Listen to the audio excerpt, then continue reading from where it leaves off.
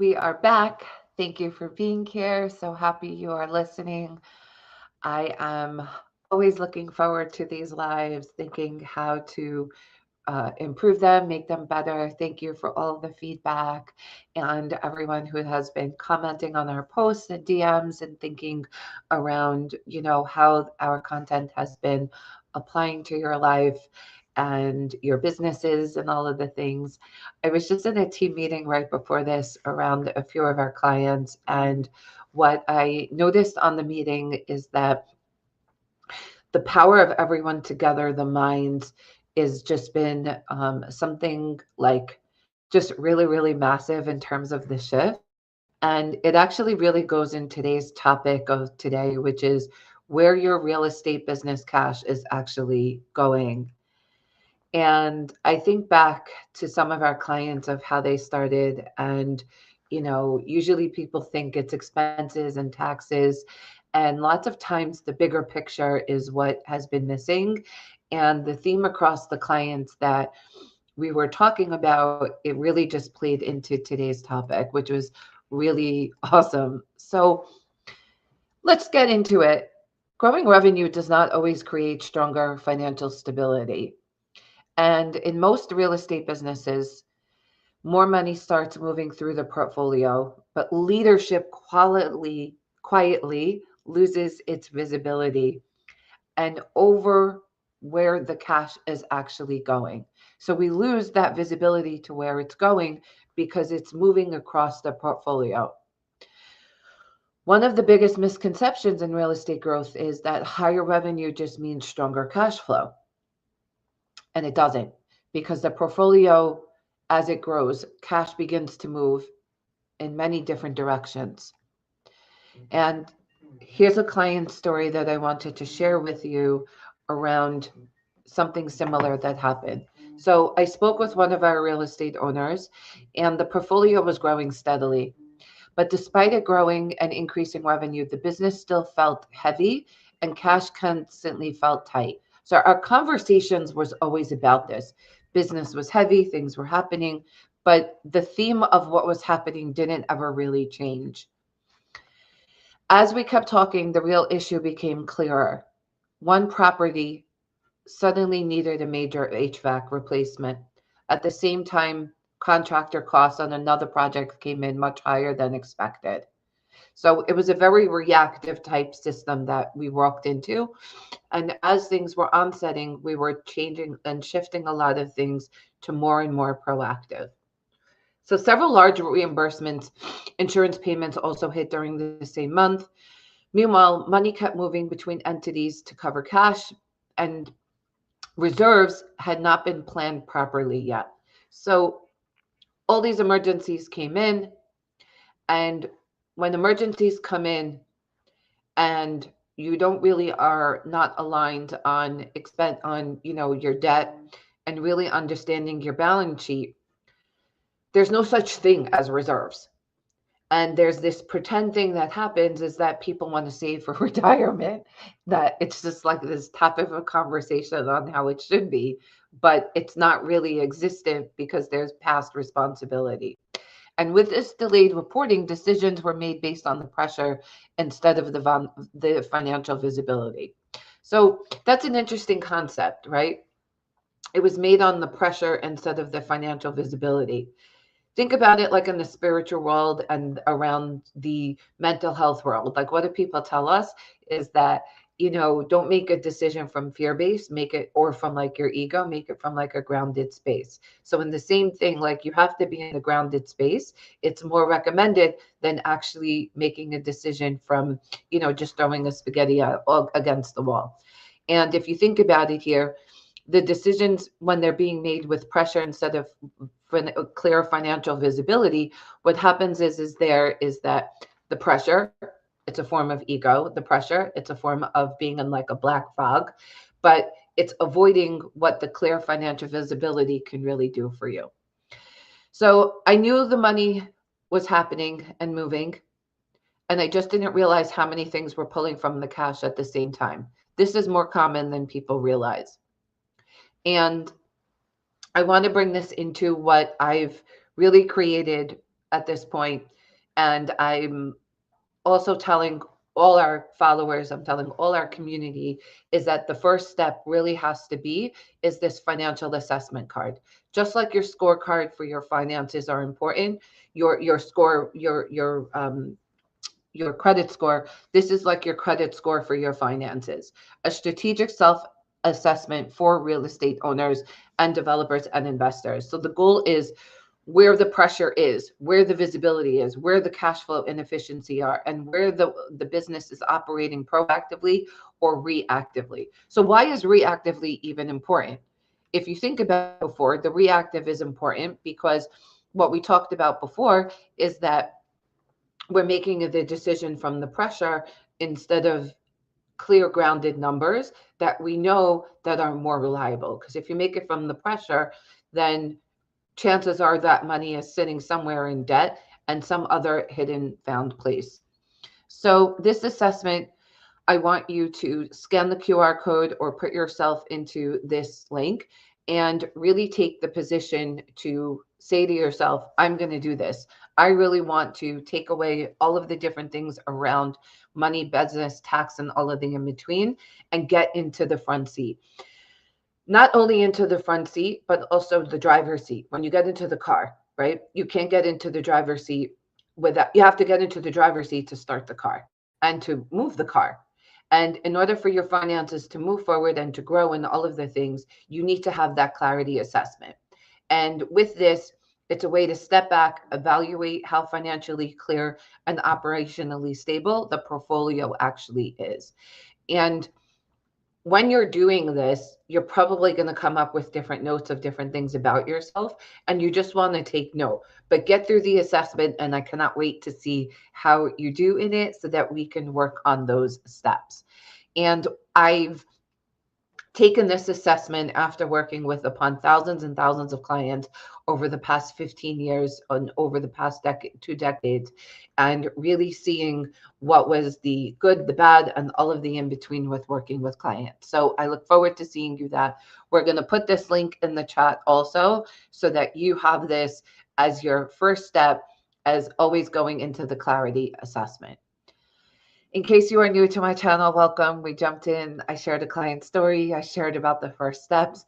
I didn't get a chance to tell you about myself yet, and I want to take that chance now to really talk a little bit about my experience. Why should you listen to me? And if you are not new, welcome back. And if you are new, welcome. I help real estate owners around everything to do with real estate and the financial operations. I want to help you scale with greater confidence, build proactive financial tax structure, strengthen your cash visibility, and help your approach around financial leadership. I do this with business owners on the regular, and I want to help you, and I appreciate you now for listening to this. Now, this financial system has evolved over the past 20 years, and I want to give it to you with a key, with a bow, and that you can just walk into it.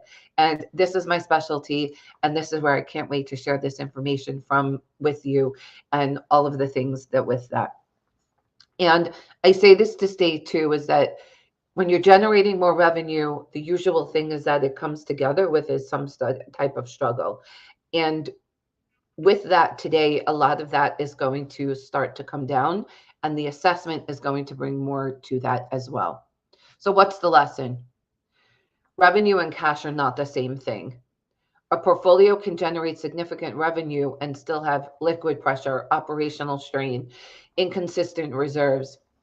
And this happens only, revenue only shows activity. Cash flow reveals operational reality as well. And where cash quietly disappears, sometimes it's obvious, but it's also operational.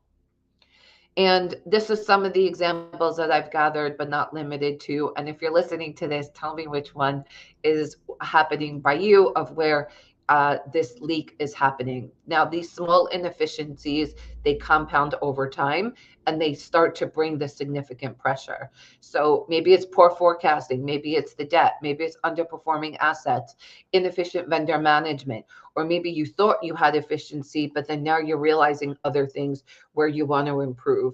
And this is where the structure and the containment of the system is going to evolve over the entities. So the breakdown of visibility is really where we want to go to next. Many operators do not actually have a cash flow problem, they have a visibility. And it's going into where the cash is actually moving to, which assets, how operations are affecting liquidity. Decisions become reactive, and reactive leadership becomes expensive over time. And when you start to realize that it's not about opportunities out there, it's how we're operating, that's where the profit is, and that's where your keys and clues are for your next steps. We don't need to work harder, we need to work smarter and more intentionally. We have all the answers, and we want to take those answers and use this and make it into your own, into your business, and really start to evolve from there. So this assessment while we're here is always, is where is the cash pressure building? Which assets are creating the most strain? How much liquidity is actually available? Where operational inefficiencies exist? If any of these are unclear, jot them down and let's get into them. And I want to take you into the opportunity for this of when these start to align. I'm going to bring you at the end of this to a code of where we could jump in this together, where it's a special a special call where we get to work together and really dive in without making a true huge commitment. I wanted you, for listening to this and in general, to have an opportunity to jump in. So what changes with visibility? Leadership becomes calmer, growth becomes more intentional, cash flow becomes predictable. And because visibility changes how the entire business operates, so many things become easier. Cash flow becomes more predictable, and financial leadership becomes proactive instead of reactive. Now, I talk about this a lot about being proactive instead of reactive. And I want this to really resonate in a different way. And I mean that because a lot of us are not having a consistent salary or really worrying about our personal lives to the degree that it needs. And where I recently saw with clients is that medical issues come up or time off. You know, in this call that I had before, our tax manager, I've never seen him this sick. And all he does, this man, is help, help, help, help. And because of his help, help, help, he ended up being very sick now. And I say this to say is that when you need time off, and having a number two or having the ability to shift and change things becomes the new way of health, that it's just unbelievable to have that around. And if your portfolio is growing but financially still feels heavier, it means it's time to step back. And I want you to take this assessment. Let's look at the blind spots. Let's see where the visibility gaps are, operational pressure points, and see where the expansion is, right? But until we have that clarity, until we have that structure, strategy and expansion is going to become a lot harder. And this four-step method is basically where it is. And the clients I have, I'll be honest with you, they always come in all four stages. But until we put the emphasis on going into clarity, making the structure happen, that then we could have the two higher level steps of the strategy and expansion, is things really going to evolve. And I say this also is that when you start to really realize that expansion is possible from a lot less, that direct clarity that I'm talking about here, jumping into a session of things, of what's going through your mind, I want you to take that opportunity, and it's available for you.